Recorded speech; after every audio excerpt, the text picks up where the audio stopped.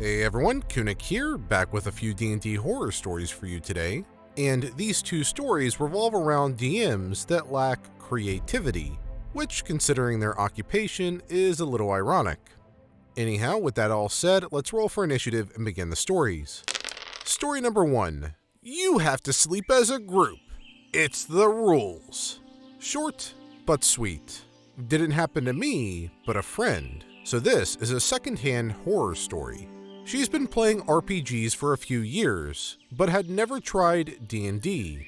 I personally thought she wouldn't get too much out of it, seeing as she cut her teeth on Blades in the Dark, which she really enjoys. But a married couple she's friends with was starting up a group. So she goes in and it's the most cookie-cutter D&D ever. Kill some goblins, get 100 gold, vague allusions to a huge cosmic threat that will obviously never come to any conclusion, that kind of thing. DM, the husband, has been playing/running RPGs for a while, and sounds like a bit of a stickler for the rules. From what Friendo has told me, he's a serious DM, because, guys, make-believe math rock playtime is serious business. None of this is my kind of thing, but to each their own, and I wasn't even there, so what the heck ever. Friendo is cruising through and gets to a point in the session where the group sets up camp for the night. Friendo wants to explore the surrounding area a little. DM says no, she can't. Friendo asks why. DM, it's night, you have to sleep. Friendo, yeah, I will, but I want to scout around a little first before settling down. Maybe find some herbs or something. I can't remember what class she was playing, but it was something outdoorsy like a druid or a ranger. DM, you can't look for herbs at night. You have to sleep now. Friendo, okay, but... DM, look, it clearly says in the rules that when the group camps for the night, you all have to do it. You can't go off by yourself. Friendo, but I'm not going off by myself. I'm coming right back. DM, no, you can't be anywhere by yourself at all. It's not in the rules. Friendo relents, but isn't happy as she has literally been put to bed. Asks if she can look around for herbs in the morning instead. DM huffs and puffs and says that there aren't any rules for that. But he supposes he could try and improvise something if that's what she really wants to do. I see her lasting another 2 weeks maximum of this kind of BS before she goes back to her Blades group.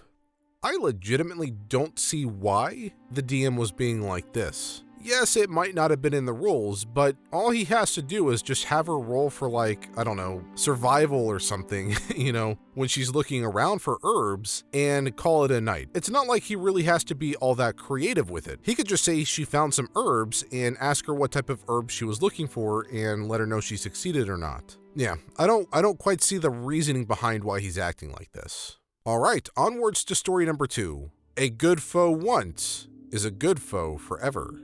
Trigger warning for references to torture, etc. I had a GM in a very long-running small-town group. This guy had been the only GM for as long as I had been in the group. All his campaigns took place in his homebrew setting, which, great! I love it when you can maintain continuity for years like that. So, I'm playing a half-elf rogue, and our party consists of a tiefling cleric and an elf warlock. At a midpoint during the campaign, the GM feels that we haven't been following the main plot closely enough. I can't recall what the main plot was. The GM introduces an NPC villain that we'll call Gru. There's an excerpt from the D&D book called Exemplars of Evil that talks about the different ways to make villains memorable and to make villains that the player want to fight. One such example was the graphically over-the-top evil torturer, Gru. We walk into town to find the whole thing basically wrecked by someone who had harmed people so badly that they couldn't even heal themselves without them dying. Think scaphism, brass bowl, sawing in half, the most horrific medieval crap. Disgusted, we confront him and a very serious fight breaks out. He gets away and we chase after him. Whatever the main plot was before, it morphed into chasing Gru from town to town as he hunted down our family members one by one and inflicted the most brutally horrific, over-the-top fantasy torture, forcing our characters into mercy killing the people that we love the most. Unfortunately, it wasn't until my first campaign with that group ended did I learn the truth. This guy was GMing an epic level campaign with occasional low-level campaigns as breaks to set up the next chapter. We learned this when, at the final confrontation, when we had finally beaten him, he pulls out a shard of Cthulhu and eats it. I ask what that is, where he got it, why is this the first time we're hearing about it? Turns out the other players at the table knew the details already because this directly ties into the last session of the epic level campaign. Gru now regenerates in a flaming burst whenever he reaches 0 HP, and there is nothing we can do to stop it. The campaign ends in a total party kill, which the GM admits was his plan all along. Every campaign he has ever ran ever since has used Gru as a roaming threat. The GM likes to pull him out when he feels like we aren't stressed enough. You know, just to remind us that our backstories and everyone in them are his to kill. Bonus horror. When it came time to return to the epic level campaign, they kicked me out of the group because I didn't have a high level character and the GM doesn't hand out epic level PCs. There are parts of this campaign that sound awesome. The overarching story to it actually sounds really fun, and in between the major milestones, having those minor side stories with new characters that you know are just probably going to be expendable anyways could create a really nice break in between sessions. And actually, it could reinvigorate the creativity of your players to do something better in those stories that they then bring on to the main story. That said, pulling out of the blue a character that is invulnerable to the players without warning them is kind of a dick move, not gonna lie. And then the cherry on the top at the end there, where the player got kicked for not having a epic level PC, is also very much a dick move. Why didn't they just let him create one to play with everyone else?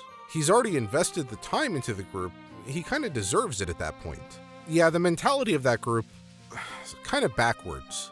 There's definitely the fundamentals there for a really cool story that lasts years, potentially decades if it goes on long enough, but there's no way to bring new people into the story if they're not going to hand out epic player characters. And I would also question if he's going to throw out a random NPC that no one has a way to kill, and there isn't even the inkling of an idea of how to kill him in the story. And that's kind of lazy writing. I like the idea in concept, but there really needs to be some sort of a way to stop him, some fantasy item that is mythical in nature that they hear mentioned throughout the land, and they know it can stop whatever is happening to this guy and finally end him.